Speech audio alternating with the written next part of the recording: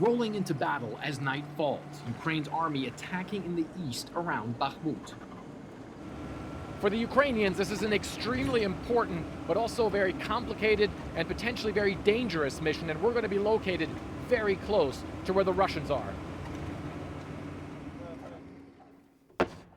We're with a frontline drone unit called Code 9.2.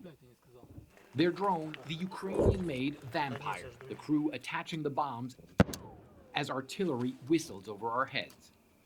The Vampire is fully night vision capable and plays a soundtrack showing it means business.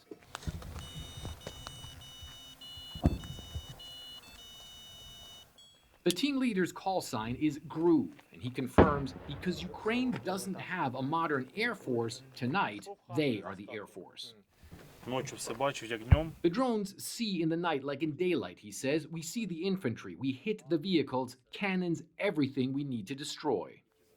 Groove also says Russians from the Wagner private military company have returned to the battlefield around Bakhmut.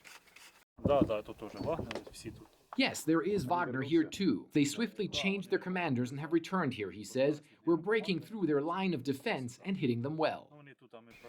As the drone takes off, the battle is already well underway. The Ukrainians using Western extended range artillery shells and cluster munitions to attack Russian ground forces. Groove is already busy targeting the Russians.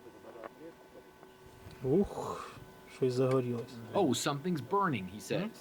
His unit also managing to take out a Russian main battle tank by dropping several bombs on it. The Ukrainian army now starting to push forward. Our photojournalist Dan Hodge films powerful explosions as armored vehicles advance in the moonlit night. We're now hearing a lot of fire, a lot of outgoing fire, a lot of incoming fire actually also as well, as the Ukrainians are trying to move forward, and they say they want to take a key road away from the Russians. But the Russians are fighting back, firing flares to unmask the Ukrainians' advance and hit Kyiv's forces. Groove remains unfazed, hunting a Russian tactical vehicle before destroying it. The Code 9.2 drone team often hunts Russian armor here, recently even destroying a modern T-90 tank in a highly complex operation. After more than a half-dozen missions, the drone returns a final time. But as we try to get away from the battlefield, a tire bursts on our Humvee. No time for a spare, we push on. We just witnessed an extremely tough battle between the Russians and the Ukrainians, both sides going at it for hours with very heavy weapons. And the area where we were, shells landed close to there on various occasions. Now we're heading back to base.